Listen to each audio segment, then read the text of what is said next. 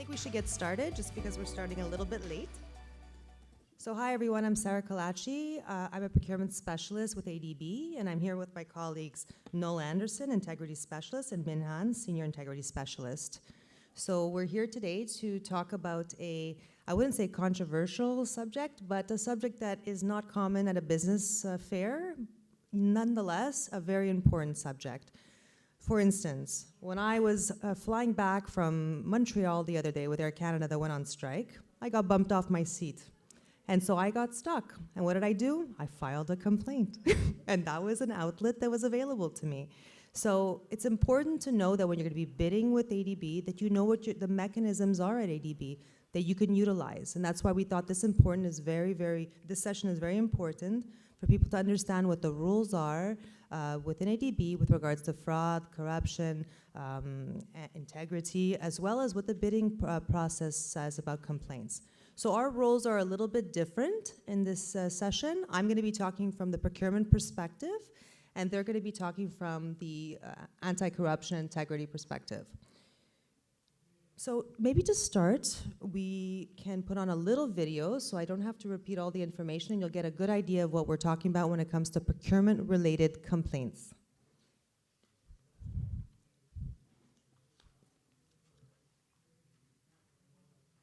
Arvin, over to you.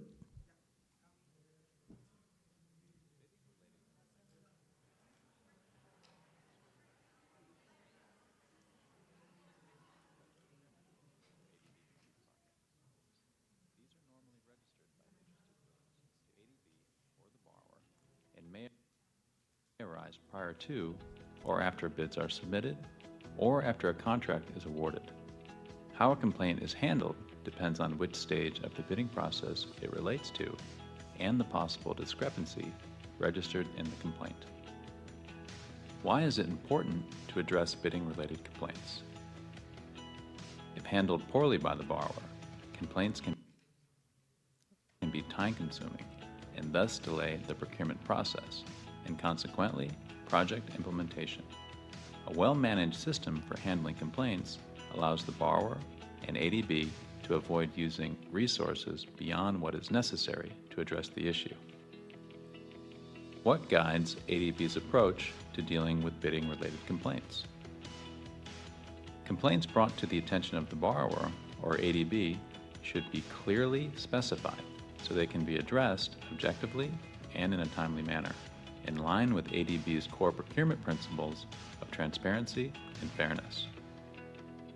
ADB's guidance note contains clear procedures on how bidding-related complaints are submitted and how they can be handled properly by the borrower.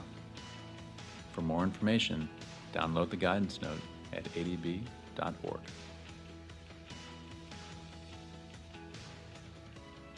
So all this information is available online. You can consult the video again if you need to. We also have a guidance note, and we have our rules that talk about how to submit a complaint. But I think it's important that you hear someone speak about it, and you can ask your questions. Even throughout the presentation, you can stop me, just raise your hand, because we don't want to wait until the end for questions. So if ever someone wants to speak up, please go ahead. I think we've already received a question, which is great. So let's start. So there's different kinds of complaints. Some are founded, some are unfounded. A lot of times the complaints will relate to misunderstandings, so it'll be about getting more clarification. For instance, a clarification on methodology and criteria applied, a clarification on non-payment of expert salaries by consulting firms. Often there's going to be shortlisting misunderstandings. Why wasn't I shortlisted for a bidding opportunity? I have all the qualifications.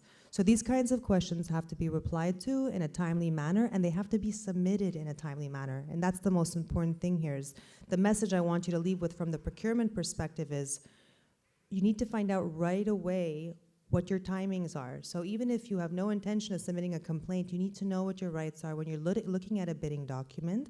You need to read it properly, and you need to figure out what the dates are. Do I have to submit a clarification within a certain amount of time? How much time after everything closes do I have to submit a complaint if I wasn't shortlisted? So it's important to know your rights when it comes to putting in the work of submitting a proposal. because putting in putting in the work of submitting a proposal means money, right? The companies take time to prepare proposals. Sometimes they put in weeks of work. They have a lot of resources on it, and we recognize that. So it's important to know where to go and how to submit your complaint. Now, there's different ways of doing it. We have the ADB administered technical assistance. So that follows the ADB's 2017 procurement policy. These are consultancy services normally, and then ADB will administer this and will make sure to be the source of where you can submit your complaint, and they will get back to you directly. While borrower administered complaints, normally you could send it to the borrower or you could send it to ADB. So you have different options of submitting your complaint in different ways, but we will be in contact with each other to make sure that we understand the complaint, we read the complaint, and there's an agreement on the response to the complaint. Now, the exception on this are complaints that allege fraud, corruption, or any prohibited practices under the 1998 anti-corruption policy and 2015 integrity principles and guidelines that my colleagues will talk to you about. So interested parties, complainants, so who are they? So an applicant for pre-qualification can submit. A bidder bidding for or proposing to bid for or being notified of an award or an intention of award of a contract, and a party interested in bidding or expressing interest. So a lot of people can submit complaints. When I say complaint, we can use it synonymously with getting clarification or getting a debriefing. It doesn't have to be a complaint because it does have a negative connotation.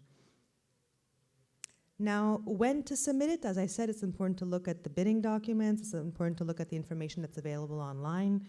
So if it's pre-bid, so before you've submitted it, it's within the time specified in the bidding documents. For post-bid, once your bid is already submitted, within the time specified in the bidding documents or the pre-qualification documents.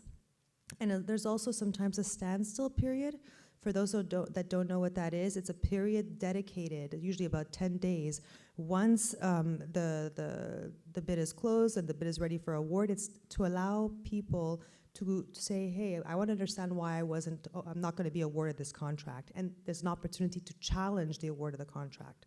So not all bidding documents or bidding procedures have that option, but it is available at times. And then the holding is a bit more complicated. It applies to situations where you'll have a two envelope. So you'll have your technicals separated from your commercial offer, or you'll have two stages in the bidding process, and there's a period of time dedicated to inquiring about the rejection of your proposal.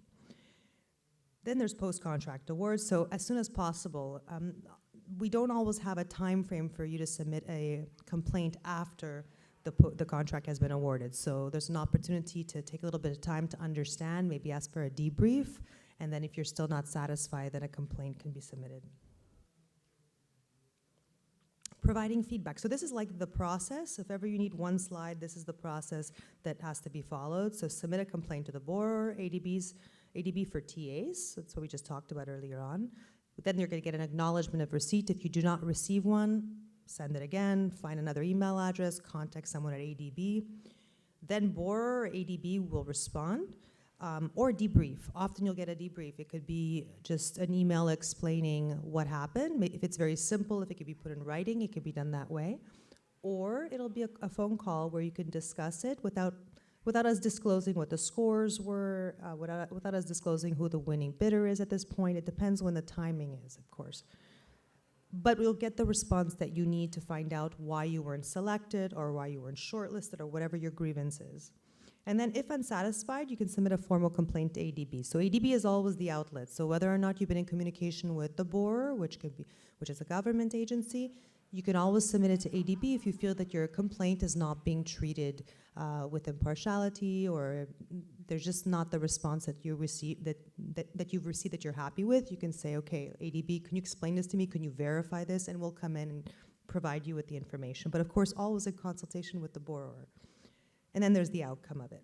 And of course, when I say complaint, it could just be clarification and it could just be debriefing. Difference, again, being clarification could be during the bidding process, we're given a clarification period, and then you could always say, I don't understand why the terms of reference are written this way. What do you mean when you say, I don't know, the word bridge as opposed to viaduct? What is, this is the opportunity to ask questions, because you want to make sure when you submit a proposal that you've understood the terms of reference or the specifications and that it's clear. Then debriefing usually happens when you're not selected, and then you can always contact us, and that's what I was saying about we'll send an email or we'll have a call with you to explain why you weren't selected. Then types of complaints. Prior to submission of bids, often we'll see complaints related to inconsistencies, errors in the procurement documents, which that does happen. We do make mistakes in the procurement documents. If the borrower has not responded to a request for clarification, it could happen that you've sent a request to understand something better in the documents, you didn't get an answer in time, you have a right to submit a complaint about that. Reporting of misapplication of the provisions of the procurement document. So of course, if you feel that there's a perception of misapplication, could be something like not applying the rules or regulations of ADB appropriately, you could always challenge that and put forward your complaint. After submission of bids, but prior to contract award, so a decision to reject a bidder from a bidding process, that can be challenged. So a notification of intention to award a contract or a standstill period, a proposed decision to reject a bidder. These are all reasons to submit a complaint. Now, I'm not encouraging complaints. I'm just telling you when you can do it, for what reasons. After contract award, decision to award the contract. So that's a very popular moment where people do submit complaints when they find out they're not going to be getting the contract. Now, is it possible to change the outcome of the decision to award the contract? It's extreme, but it can happen, and it has happened. There have been rebiddings that have taken place if the complaint was justified. During pre-bid, we'll often see that we'll amend the specifications or the terms of reference to address the complaint, because the complainant or the company that submitted the complaint was actually right. They know the business, and they said these terms of reference are not correct, so can you please just adapt the sentence where there's been a bit of a mistake, and we'll do that. Because it's important to have good outcomes, not important to have pride in these situations. Then modify the ranking of the responsive bids during post-bid. It could happen, it's pretty rare, but it could happen. Withdraw previous declarations of non-responsiveness, has happened. Cancel bid and reinitiate happens a lot. When there's a complaint that has validity, it could happen pretty often that the recourse will be a rebid to try and do the process all over again in a transparent and careful way where you've addressed the complaint as well. And then contract award or intention to award, a modification of the outcome. Quite rare, but it can happen. Now, I won't go through all of this, but this is how you submit a complaint, so this is also important. It's available online.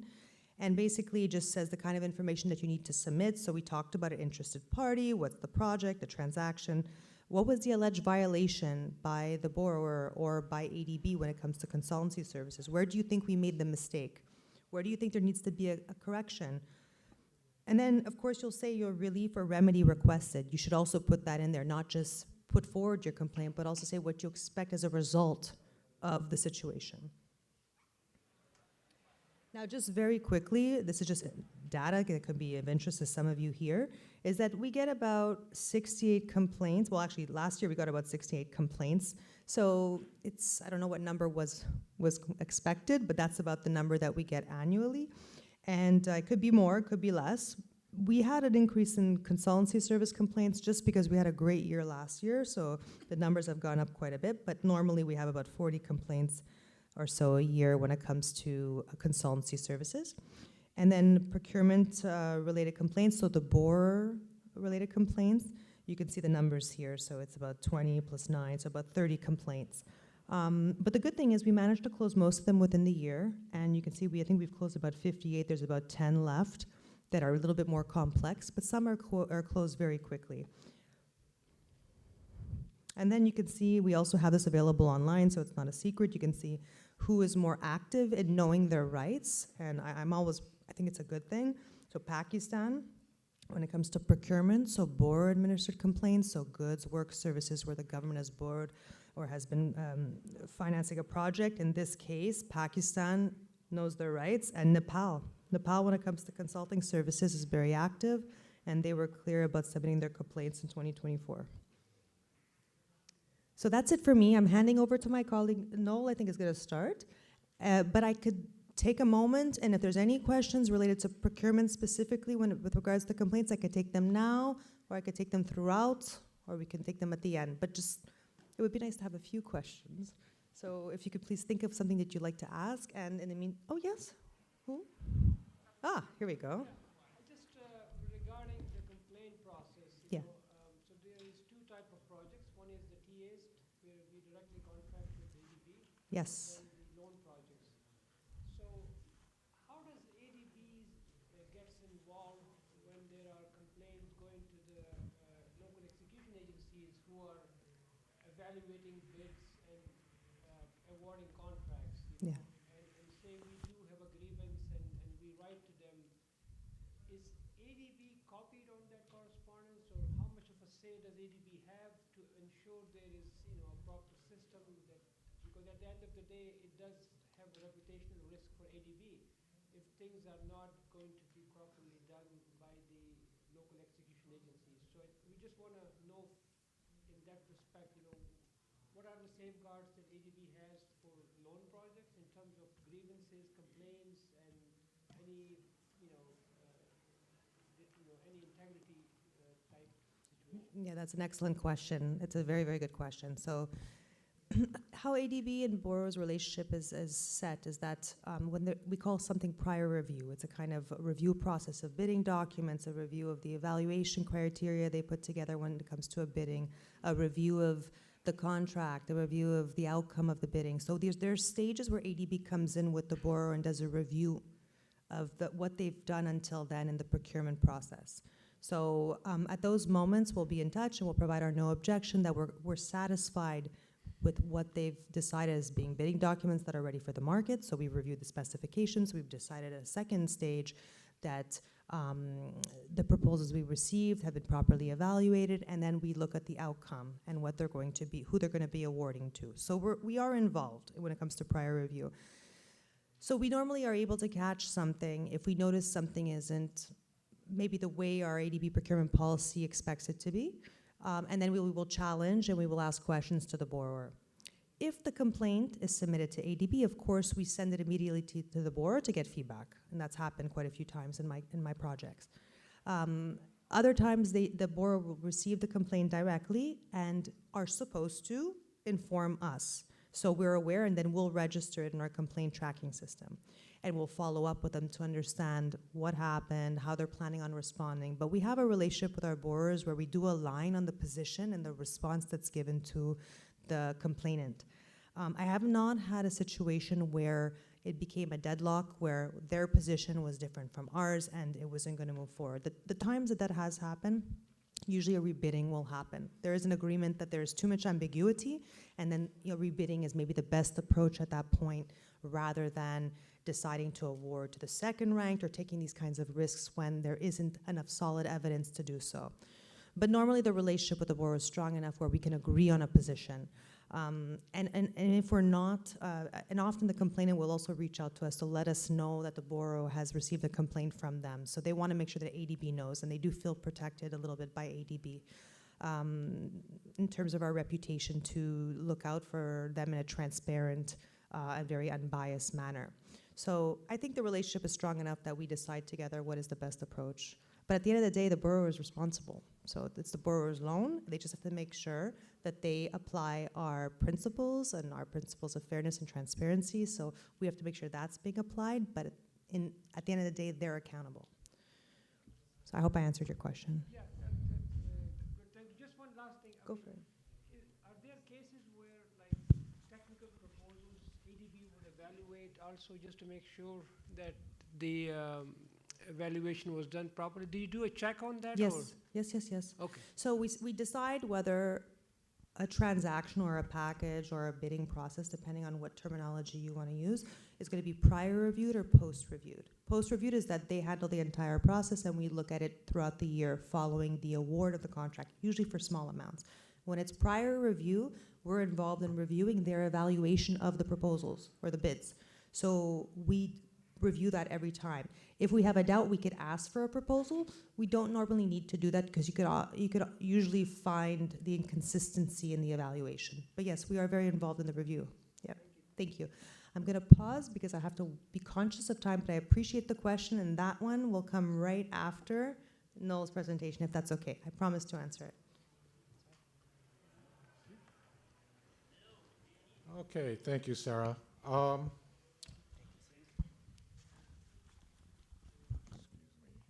Good afternoon, everyone. I'm Noel Anderson, and I represent the Office of Anti-Corruption and Integrity for ADB. More specifically, I represent the Investigations Division of OAI. My colleague here, Min Han, is actually with OAI as well, but she will be representing the prevention side.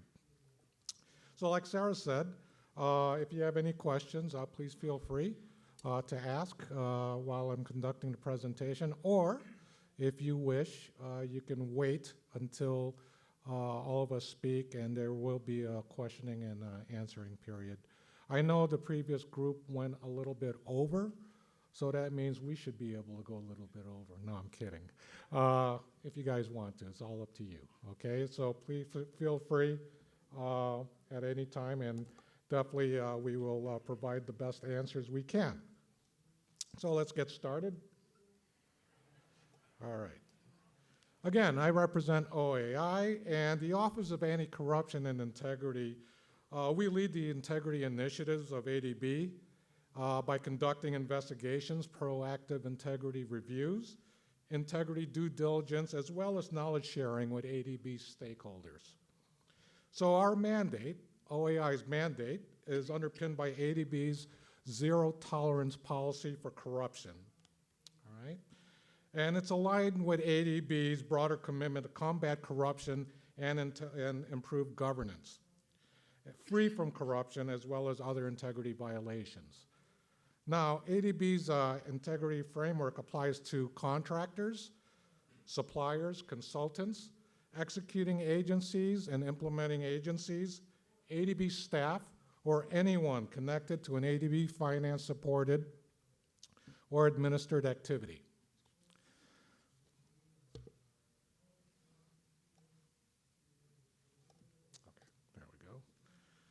All right, so let's talk about integrity violations. So the integrity violations we assess and investigate are defined in ADB's anti-corruption policy as well as in our investigation and enforcement framework. Now, Sarah mentioned the integrity principles and guidelines. We just switched recently to the integrity and enforcement framework toward the latter part of last year. So that's a little bit of update there. It's my fault. Sorry, Sarah, I should have told you about that. Anyways, so basically, these are the integrity violations we investigate. I'm not going to stand up here and read the lengthy definitions for each integrity violations, but I will give you a little bit of examples for each integrity violation that we will assess and or investigate. First one being fraud, and usually that comes in the submission of forged or falsified documents or making false claims. Now, a lot of times this actually happens during the bidding process. It could happen through contract implementation or even after the project has been completed. But in our experience, in my experience here with ADB, we get quite a bit of these during the bidding stage. And it usually comes in the form of, several false statements or false claims. A lot of it has to do with things like financials, right? That you have the financial capacity to properly implement the project. Also in the form of work experience. We've seen a lot of documents that have been forged, faked, what have you, with regards to their experience. And obviously these bidders are trying to match the requirements or even exceed the requirements in the bidding documents. So they will forge documents or outright fabricate documents or make false statements with regards to past projects that they have implemented before in order to meet those requirements. Corruption, that's the giving and or accepting of bribes and kickbacks. Of course, everybody knows what that means. Everybody knows what corruption is. That is the one thing, aside from fraud, that we see most of as far as complaints coming into our office. Another one would be collusion. That's engaging in bid rigging, bid rotation. The simple scheme is, for example, several bidders will get together prior to the submission of bids, and they make an agreement. One bidder might say, I'm going to bid low, you other three bid high, I get the award. The next project that comes out, you bid low, the rest of us will bid high, and then you'll get the award. That is a bid rotation scheme. It's also a bid rigging scheme that we see quite a bit of, okay? The next one would be coercion. That's blackmailing or extortion. Believe it or not, I have worked a case here, including just that, where somebody provided false information in the bidding documents, turned around to the bidding firm and said, I'm going to expose you unless you pay me $500,000. Happens. Okay, another one would be conflicts of interest. That would be contracts awarded to related parties, such as friends and relatives. I'm not saying anything new here. I think a lot of you guys, I see a lot of nodding heads and smiling faces. You know exactly what I'm talking about, and this is what we look into. Another one would be obstruction. Now, this is more of an offense against us as investigators. That's when somebody provides false information to investigators or conceals evidence. That in itself is an integrity violation. Another one would be retaliation against whistleblowers or witnesses, okay? That involves any detrimental act against a whistleblower in a manner material to the complaint because they decided to report the integrity violation to us, and they're retaliated against. And then the next one would be a violation of ADB sanctions. I'm going to talk more about debarments in the next couple slides, but yeah, if a firm is debarred, they are not allowed to participate in any ADB finance activity during their period of debarment unless they are reinstated, okay? And I'll also talk about the reinstatement process in the next couple of slides.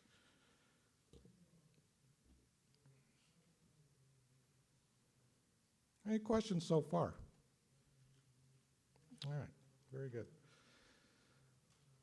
Okay, prior to talking about the complaint intake process, again, I represent the investigations division of OAI. Now, within that division, just for a little bit of clarity here, that division itself is separated into 3 different teams.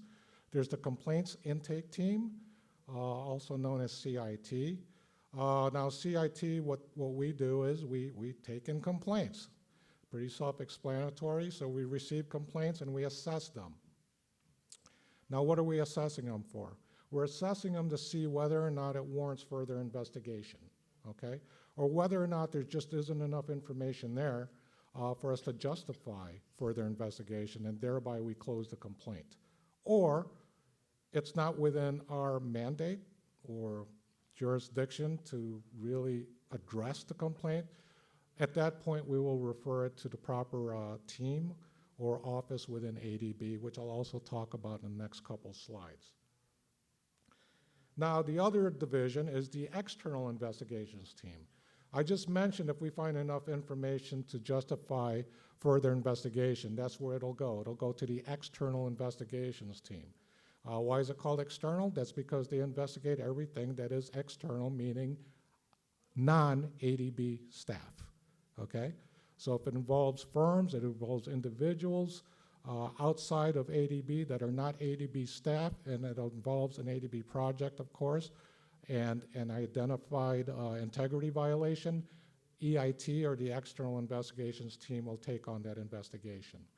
The other team, which I really won't talk about much in front of this group, is IIT. That's the internal investigations team. That team will investigate ADB staff for misconduct. Is there any ADB staff in here? Wow, okay. Maybe they don't want to admit it.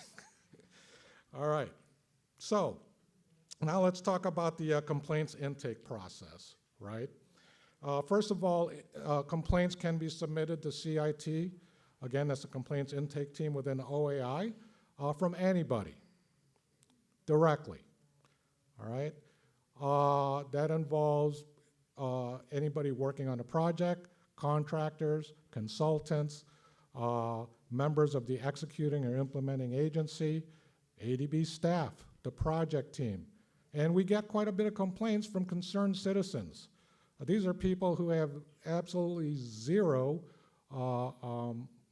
involvement in the project. However, the project's taking place right by their homes, and they're seeing things that just doesn't look right. So these complaints can come from anybody, okay? And it can come directly to our office. You don't have to go through anybody else, right? You don't need permission from anybody else. You can submit these complaints directly to our office. A lot of times, and at the end of our presentation, you'll see some phone numbers and you'll see an email address to integrity@adb.org. A lot of times we do receive our complaints through via email, okay? But you know, we can take calls. You know, there's still a fax number there. Does anybody use fax anymore? But we still have it. So there you have it, right? Now, like I said, anybody can submit a complaint and it can be anonymous, okay? You don't have to identify yourself. However, we prefer that you do, because a lot of times when we receive complaints, some of them are just too vague, right? We need more specific information. We need to know the exact project. We have literally hundreds of projects ongoing, right, throughout Asia and the Pacific, okay? We might want to know who else can corroborate the allegations that you're making, right? We can't just go by your word, okay? We need corroboration, and more importantly, we need evidence, right? We have to know, how can we go about getting this evidence, okay? Is it in the bid documents? Is it in something else? These are things we're going to have to ask in order for us to begin our assessment, all right? Sorry? Okay. Does anybody have any question? Okay, cool. All right. So now, as far as the, again, going back to the complaint intake process, we do have a screening criteria, all right? And in order for us to go ahead and recommend further investigation, the complaint has to meet the four criteria, or 4 points in the screening criteria. So if you take a look at the left side of the screen, your left, the first one is the mandate. So the complaint pertains to a potential integrity violation in an ADB financed activity. That's what gives us the mandate. It has to be connected to an ADB financed activity. Next one is credibility. So credibility is a reasonable possibility that the violation even occurred. I'll give you an example. It was determined that ABC companies submitted a forged document, such as a work completion certificate, with its bid for an ADB finance contract, okay? Verifiability. That is when practical options exist to obtain sufficient evidence, such as documents, such as that work completion certificate I just told you about, to determine the truth of the allegations on the balance of probabilities, okay? That is very important. We're not cops. We're not criminal investigators. We're not even civil investigators. These aren't criminal cases, these aren't civil cases, these are administrative cases. The burden of proof is balance of probabilities. It's not beyond a reasonable doubt, okay? That's basically 5149, all right? That's the standard we go by in order to have a finding of an integrity violation. The next one, the last one being materiality, all right? That's sufficient importance to justify investigation and remedial action. So, for example, an alleged fraudulent practice is sufficiently important and justifiable enough for us to use the resources required to conduct such an investigation and impose an enforcement action. Now, if all 4 of these conditions are met, the case is going to be recommended for further investigation. And again, if it's an external matter, it will go to our EIT team, our external investigations team. Now, sometimes, you know, there isn't enough there to warrant further investigation. There are other relevant considerations we can take. That is when OAI may decide that not to pursue an investigation because the matter may be or has been dealt with through other options available to ADB. Also, referrals, I mentioned that before. Sometimes we get complaints involving, well, that are contractual in nature or is an implementation issue. We don't look into that, okay? We will refer that to the project team or to Sarah's office, to PPFD, to look into it further. Or we will send it to ADB's Accountability Mechanism Office, all right? Now, real quick, because I don't have a whole lot of time, because this could literally take half a day, the investigation process. It could be very lengthy, but these are the main points that I've filtered out. Again, external investigations team, the alleged integrity violation has to have been allegedly committed by external parties on an ADB-related activity. Okay, this could include individuals, firms associated with ADB finance projects or activities. That can include, again, contractors, subcontractors, project management and services consultants. Now, EIT may engage a retainer to obtain publicly unavailable information such as court documents. I'm from the United States, some court documents is made public. A lot of countries it's not, all right? So yeah, they may engage a retainer to do that or conduct investigative inquiries in multiple languages. Obviously, we work in 68 different, we have 68 different member nations here, but we have 48 some odd countries in Asia and the Pacific that receive our assistance. So we might engage a local retainer who speaks the language and knows the layout of the land to conduct an investigation on our behalf. Also, the investigations team, they'll prepare investigation reports and draft finding letters for consideration by the Integrity Enforcement Committee. And if the investigative results in a finding that integrity violation took place on a more probable than not basis, enforcement actions can include debarment, debarment with conditional reinstatement, conditional non-debarments, reprimands, and restitution. All right. And here is a slide of those enforcement actions. The first one on the top there of the upside down triangle is debarment, which is declared parties declared ineligible to participate in ADB finance activity. The next one is debarment with conditional reinstatement. That is, the party may be reinstated or may benefit from a reduced debarment period if they comply with certain conditions. The next one is conditional non-debarment. That's when a party is not debarred, provided that they take specific actions by the party within a specific period. Next one's a reprimand, which is not a debarment, but it is a censure, and that it's appropriate. The integrity violation includes a lack of oversight, or the integrity violation is minor. And then next one is restitution, may be recommended where there is a quantifiable amount to be restored. Almost the last slide now. While you're debarred, you cannot participate. You can't continue on your current contract. However, any variations to that contract needs to be run by my office, OAI. Okay, that's to make sure we're not trying. The debarred entity is not trying to circumvent its sanction through a contract variation. All right. Now, having said that, you're able to continue if you're debarred on a current contract, but you cannot bid for any new contracts while you're debarred. Now, reinstatement's not automatic. Even though the debarment period is over, a debarred entity has to apply for reinstatement. All because the debarment period is over doesn't mean it goes away. And the reinstatement may have conditions such as, compliance with their anti-corruption policy or updating their anti-corruption policy before OAI decides that that debarred entity can be reinstated.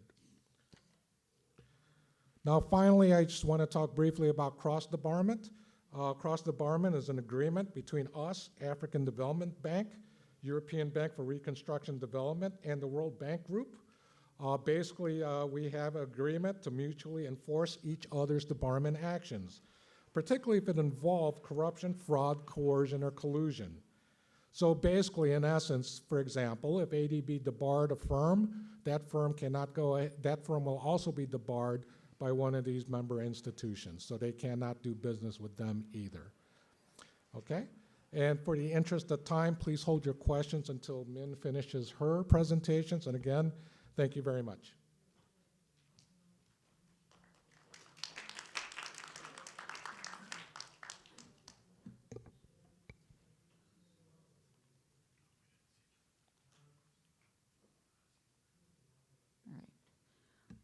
Hello, everyone. My name is Min. I work with Noel at the Office of Anti-Corruption and Integrity. As mentioned, I take part of the prevention side, which is practically an impossible job if you think about it, when compared to the detection side that Noel had mentioned. I am, with the interest in time, going to skip over to go straight to how does ADB have established this program, a very challenging program to prevent integrity risk from materializing.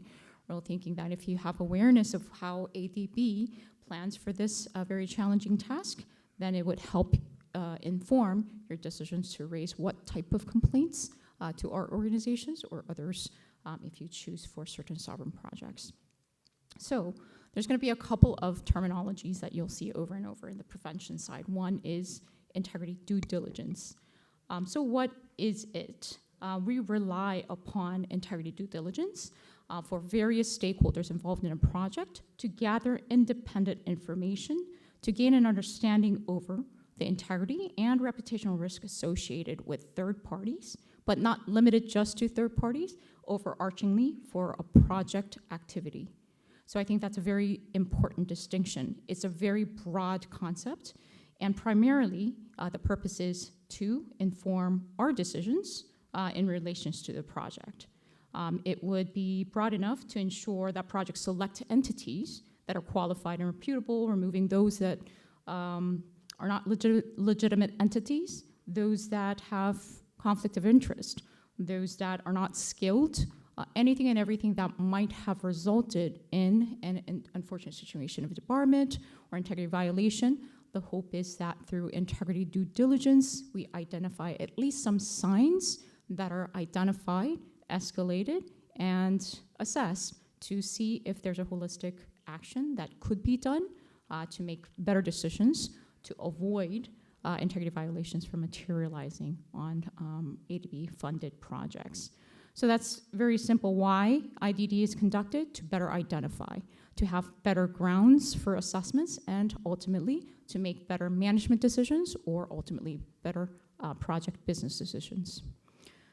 Who is responsible for conducting IDD? It's technically anyone. So as you are in this room, we're not just limiting this IDD exercise to just ADB or government agencies. As you or participation involves awareness of such information through informal or formalized IDD, then anyone can participate in IDD to help drive these business decisions and escalate for that purpose. So just very, very quickly, some of these will sound very commonsensical. We're talking about sometimes just checking Google to see, is there adverse media related to certain competitors? For us, ADB, we work very closely. As Sarah had mentioned, we do take part, ADB, in the decisions before no objection is given. So before that decision is given or advice is given, there are procedures to make sure that IDD and basic searches are made so that key indicators of integrity risk related to certain counterparties are unearthed and considered before such business decisions, no objections, and contract awards are made.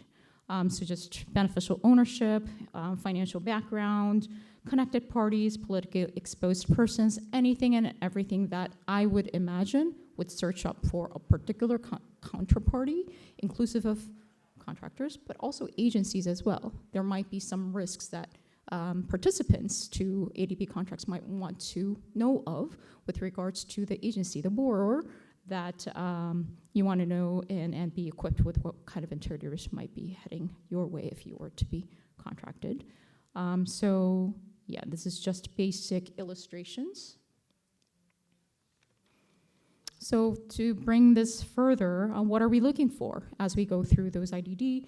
Signs of bribery, corruption, fraud and embezzlement, money laundering, terrorist financing, criminal convictions. You'd be very surprised how widespread some of these cases and convictions are, and it's just not declared when bidders bid for some of these contracts. Illegal, reputable activities, and as mentioned before, the most black and white in my view is the debarments or sanctions. We're trying to weed out those introduced risks in our funded projects related to counterparties, which is a little bit more straightforward than the next slide. How can you identify red flags and indicators in the actual project implementation process? That, again, is an extended boundary of what integrity due diligence might be applicable for. So we're talking about the entire process after the participation decision is made across the various bidders.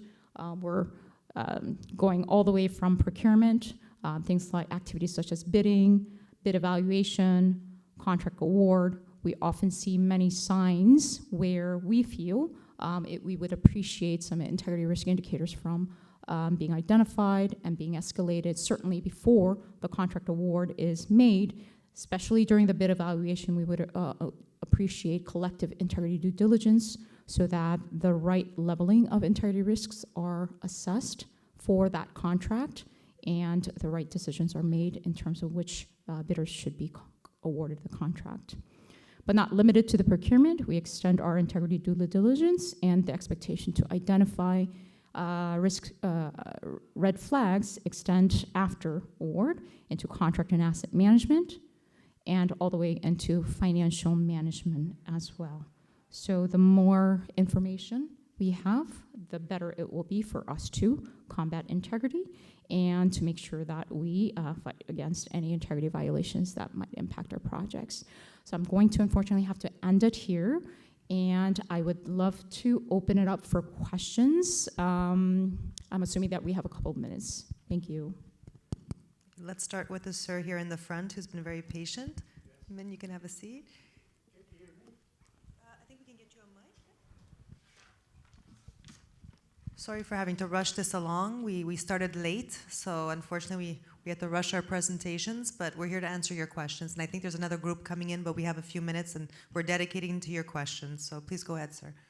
Yes, I'm Angel Lazaro III, managing partner of Angel Lazaro Associates International. We're consulting firms. We're a consulting firm. My question is, for loan projects, the evaluation of the consultancy proposals are done by the implementing agencies of the host countries. In my one-on-one meeting yesterday, I was informed, that in the review and concurrence of ADB, the ADB only makes a cursory evaluation of documents submitted by the implementing agency. That was what I was told. Okay.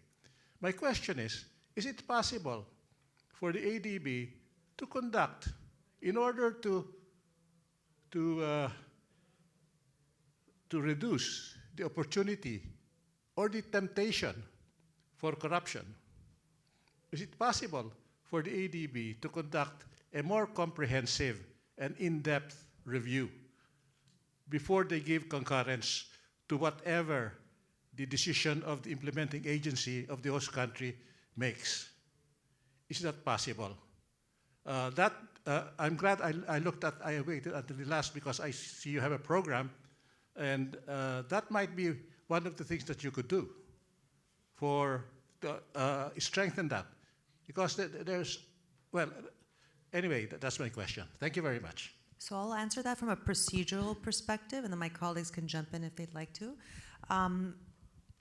So a lot of contractors and service providers and consultants are unaware that for every loan that we sign with a borrowing agency or a borrowing government, we prepare a strategic procurement plan. And that assesses the capacity of the borrower, the capacity of the implementing agency to conduct the procurement within that country for the project.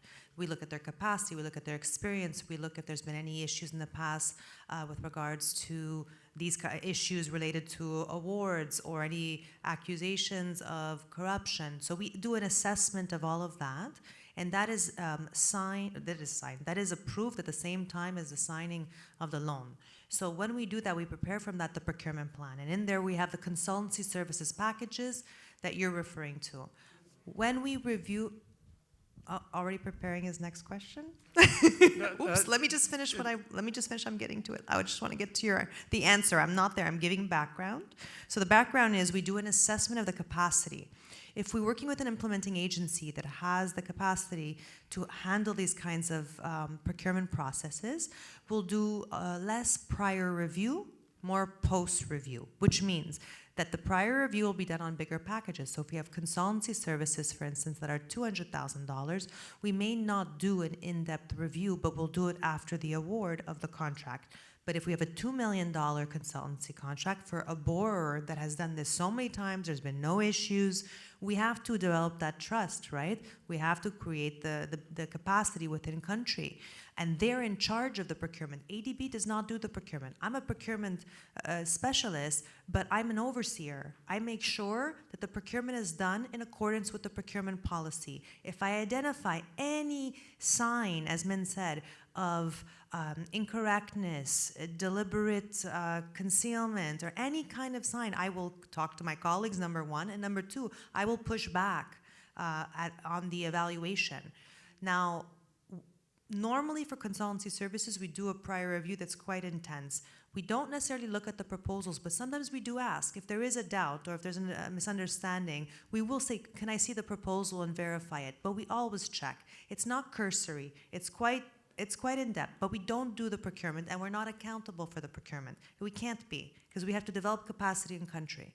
So the other alternatives for someone in your position, for instance, to submit a complaint and say, I feel that there's something that feels off about the award of this contract, and then we will look into that, and we will see what the right determination should be for that contract. And then the next time a loan is granted to that borrower, we will take into account whatever the situation was when we decide whether or not we're going to be doing prior review or post-review. I hope I answered your question. You guys are welcome to jump in.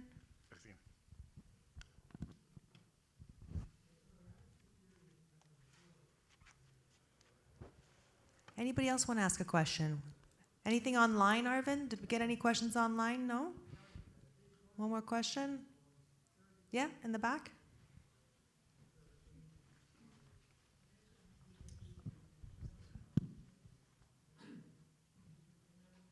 Good afternoon. My name is Stephen Ryan. Thank you for your presentation. My question might fall a little outside of the scope. It has to do with contract administration, but more under the duty of care by the, let's say, a particular country, or I'm sorry to say, maybe the ADB office handling a particular project. The complaint mechanism might be a little bit sensitive in addressing these kind of issues. I don't know if you have any comments on it. That's my question. Okay, I just for clarity, are you talking about complaints regarding integrity violations or complaints regarding the administration of the contract itself? It falls what I would call in duty of care. I think I know what you're asking, and it's that, you know, whether or not it's ADB's reputational issue or not, but we work with countries, we work with DMCs, so there's a relationship that's developed, there's an expectation that we have of them in our relationship with them, and there's an expectation they have of us.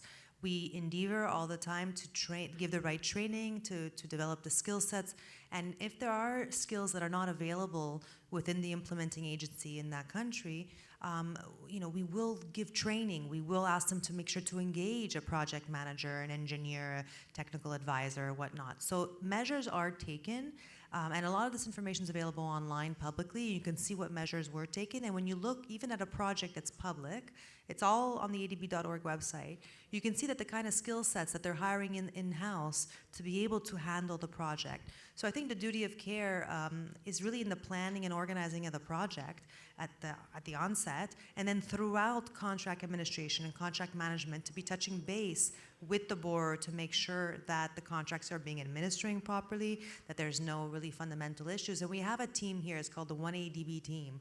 We have a team that's assigned for every single project, which includes the procurement specialist, it includes the project team leader, it includes a lawyer. It's a big group of people that really analyzes at midterm or annually or semi-annually to see where the project is going, to see how things are going, if there's any complaints, if there's any problems. So I think we are on top of it. Things do slip, but nothing that I can talk about right now. I don't know if I answered your question, but I hope I did. Anyone else? We have a last one. Doesn't seem like there's another session coming in, so we're rushing. But do we have a last question? No? Oh, we got one here. A brave soul. I can't reach. sorry. Oh, she can't reach. Arvin, do you want to just help bring it down a little bit? It is quite high. Sorry. Okay, cool. There you go. Right. So in terms of in IDD, are lead firms expected to do that when subcontracting? And if so, and the lead firm didn't do while bidding, and the subcontractor has been debarred later during the project implementation. And when it comes to future procurement evaluation, will the lead firm be affected, negatively? Jess, the lead firm. Yeah. In terms of the subcontracting, the IDD related to subcontract, there's no black and white rule to require IDD over subcontracting. However, as you can see, the IDD requirement is really a generic expectation. So if your judgment calls for additional and enhanced IDD beyond what you feel is the bare minimum requirement, it is something that we encourage. And the whole purpose of encouraging IDD is to be very aware of integrity risks well in advance of unfortunate violations materializing. So I hope that answers in terms of the subcontracting. And you asked something in the beginning. I believe I missed it. Would you mind repeating the lead contractor? Right, if we are expected to do that and we didn't do it, and the subcontractor has been debarred, in future biddings, will our scoring be affected? I think in general, the performance, so obviously performance and non-performance, that's a very subjective criteria. And the black and white determination from an integrity angle as to whether a contractor failed from an integrity angle is debarment as of current. However, everyone knows that there's a huge gray area as to whether the contractor, specifically the lead contractor, fulfilled the maximum expectations. That, again, unfortunately right now is very, very proactively encouraged. How much IDD is to be conducted as a lead contractor against those involved parties to fulfill the integrity expectations. There's a huge amount of judgmental and professional expectations and judgment calls, rather. So IDD has to be done from an information gathering perspective, but for a lead contractor and the expectations from it to conduct onto the others, we have to tell you that you have to exercise professional judgment, and you can, of course, engage us, ADB, if there are, through your agencies, if there are any specific questions on a particular matter. Certainly a complaint is a terminology that is not so negative. If there are any questions, I would be happy as ADB, sometimes through the agency, to help make that professional call. And if I can just add to that, Min, she's exactly right, is that there is a form. So let's say this lead company comes in afterwards and wants to submit a proposal and wants to hire that subcontractor again that was debarred or is debarred. Let's just remember that they have to fill out a form where it says, no, all the people I'm going to be working with have not been debarred. There's no suspicion of debarment. You know, everything is like, and then they sign at the end a big signature that says it's legitimate. Everything is clean. I've had situations. I had a project in Central West Asia where we found out during the bidding process that the subcontractor was debarred with the World Bank, and so that created a tension, or had. Maybe it was just concluding the debarment. I'm not sure. I'm not using the right terminology, concluding the debarment. But long story short, it made the agency in the country very uncomfortable to work with that subcontractor, because this was a local provider, and they were going to be working with that local provider on a daily basis. So they were saying, we want to rebid. We don't want to work with a subcontractor. I think it's what Min said. We ended up contacting the #1 ranked firm and saying, listen, you're not going to get the contract because your subcontractor right now is debarred. So, you know, do we rebid, or what do we do here? And did you know when you submitted the proposal that they were barred? So we had to try and go through the mess of figuring out whether they knew. In the end, we had dates that showed that they didn't know. And they got confirmation from the subcontractor that they weren't debarred. They also signed that letter. So, you know, it's case by case, and everything it's not black or white. It's always complicated, but it's also interesting. So it's hard to answer your question, but it's a great question. Yeah, and just so I can add in there that scenario, Sarah, that you just put out there, yeah, that's still a misrepresentation. That is an integrity violation. A misrepresentation is fraud. Now, yeah, whether it was intentional or not, okay, as far as the integrity violation in our anti-corruption policy and our investigation and enforcement framework reads, it's either intentional or reckless. Keep that in mind, okay? So even though it wasn't intentional, you still could get, you know, some type of action taken against you, even if it was reckless. That's accurate. So I have to close the session now. We're going to be standing outside if you want to come and ask us more questions. But I have to close it. We're 15 minutes past the timeline. So thank you so much for coming. I hope you learned something. I hope it was interesting. Have a good rest of the BOF. Thank you.